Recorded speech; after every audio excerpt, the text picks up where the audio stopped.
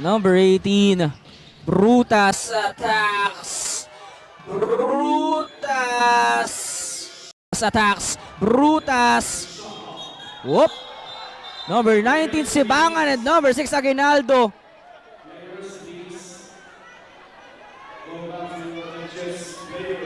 Okay, ito na. Mukhang may decision na.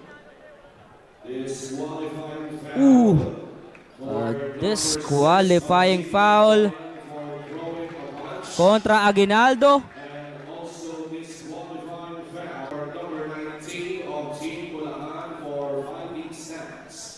There is a disqualifying foul against number 6, Mr. Aguinaldo ng Team May Kawayan for throwing a punch.